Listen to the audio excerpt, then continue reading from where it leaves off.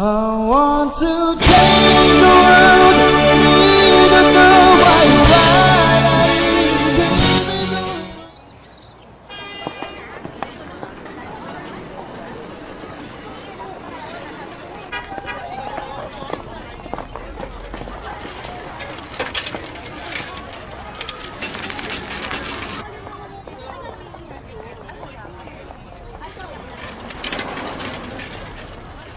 Ngayon na yung malaking event na hinihintay natin. Oo, sa Shinjuku.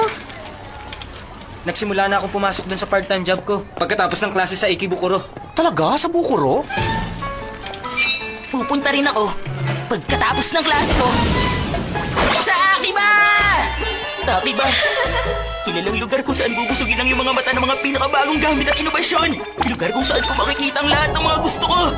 Ngayon, ang pinaka-asam-asam kong limited edition ng Tora on Blu-ray ay sale ngayon dun. Kailangan ko magmadali.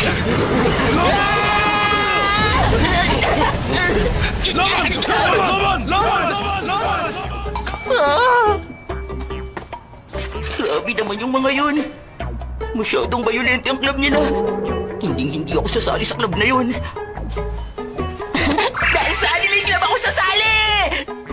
Noon sa elementary, hindi ako nagkaroon ng mga kaibigan makakakwentuhan ko tungkol sa anime. Pero alam ko, ngayong high school na ako, tiyak na magiging magandang karanasan ko dito! Ayos! Ibabalik ko ang sigla ko sa pamamagitan ng pagkanta. Wala naman siguro makakarinig sa akin dito. Dahil sa main entrance dumaraan ang karamihan. Tayo na! Metamorphose!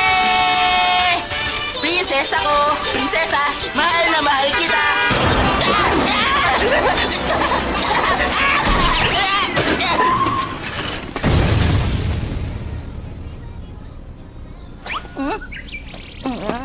Oh, ayos ka lang, bata! Nasaktan ka ba?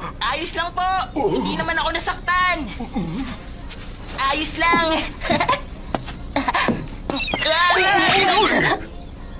Ano ba yan? Takashi, ano ba ginagawa mo pa dyan? Opo, sir, nandiyan na po!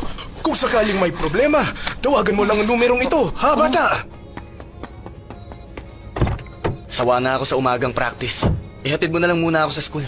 Opo, pasensya na po, sir. Hindi ko naman kasi inaasahang may magbibisikleta sa kahabaan ng daang ito.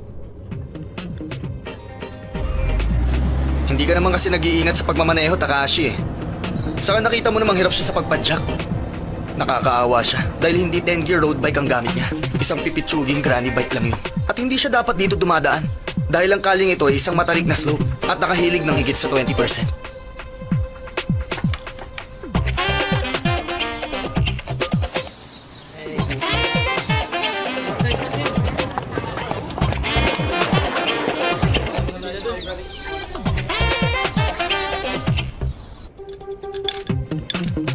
Kinju, kumusta naman yung mga bago nating member? Yung isa sa kanila, mukhang may ibubuga.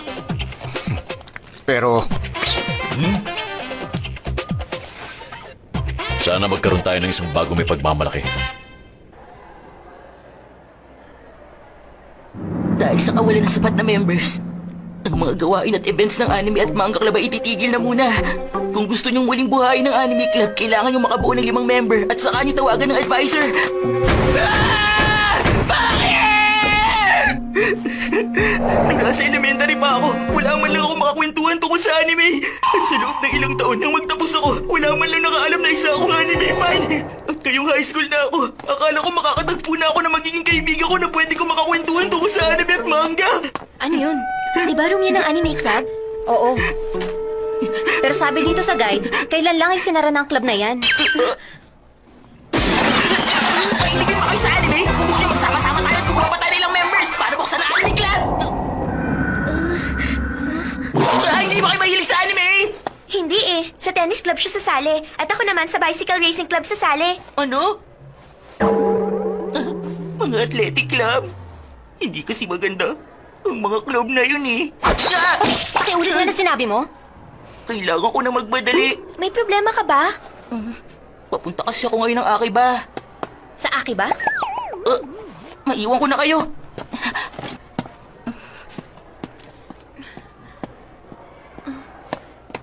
Kailangan mong magmadali! Baka hindi mo maabutan yung bus papunta doon! Alas 3 na yung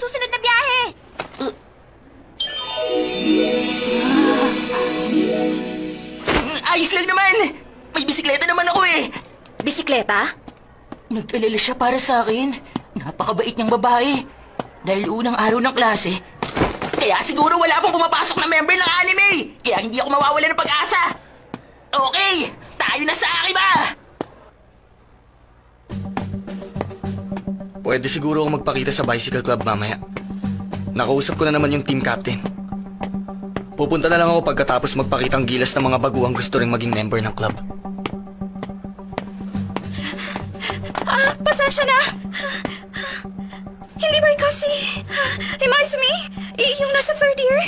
Third year na rin ako kung hindi mo na itatanong. Pero yun nga lang, hindi tayo magkaklase. Napanood ko yung last race mo? Munti ka na manalo doon, pero second place ka naman eh. Talagang ang galing mo. Second place. Pagdating sa pakikipag-race, hindi uso sa akin ang second place lang.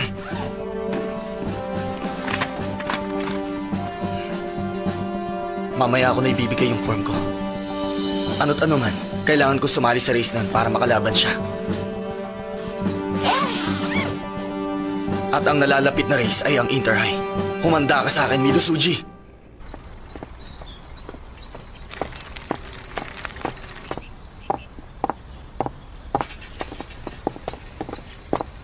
Maganda rin naman ang paligid ng eskwelang ito. May mga bundok at ilang patag na daan at diretsong kalye na pwedeng pagsanayan. Pwede ako magsanay ng sprint sa kabundukan. At kailangan unahin ko ang bundok. Pero hindi ko pa nakukumpleto ang aking compact crank. Ayos! Teka, sino ka naman? Ako si Onoda mula sa class 1-4. Onoda sa Kamichi. Sa Kamichi? Yan ang binigay sa aking pangalan ng mga magulang ko para magkaroon daw ako ng kakaibang lakas laban sa mga pagsubok sa buhay. Hindi ko tinatanong. Ay, naku, pasensya na! Gusto kong malaman mong delikado sa kaling ito. Masyadong matarik ang slope. Ano? Masyadong matarit? Yung kalye sa pinaka main gate ay mas mahaba. Pero patag lang ang kahabaan nito. Pero dito, masyadong mataas. Ganun ba? Ayos lang. Papunta kasi ako sa Akiba at ito ang mabilis na daan. Alam mo bata, inaamin kong pangit ang ugali ko. Pero dahil sa mukha kang walang alam, gusto kong malaman mo na ang dang ito ay masyadong matarik para sa tulad mo. Dahil nakahilig ito ng mga 20%. Kung hindi ka makakapag-break agad, baka sumadsad ka pababa at bumangga sa kung saan. Isang istasyon lang ang layo ng Akihabara mula sa Sobu Line. Huwag mo akong intindihin. May bisikleta naman ako eh. Maiwan na kita. Huwag ka lang didikit sa akin. Sa Akihabara, ibang klaseng bata. Magbibisikleta lang siya papunta doon. Magbibisikleta lang siya papunta sa Akihabara? Oo! Tama ka! Magbibisikleta lang! Ano ba? Gumigay mo ka na oh! Ah! Huwag kang didikit sa akin! Sabi ko sa'yo, delikado rito! Mag-friend ka na lang kasi! Magbibisikleta ako hanggat kaya ko! Wala kang pakialam! Huwag kang basta tatayo sa upuan ng bisikleta kapag pababa ang daan! Ilagay mo sa unahan ko lang ang pinakabigat ng katawan mo at magpatihulog ka! Sabi ko na nga ba eh! O ano? Ayos ka lang ba?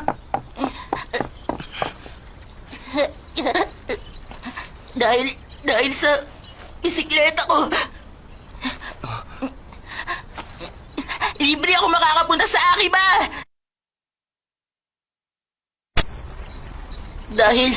Dahil sa bisikleta ko, libre ako makakapunta sa Akiba!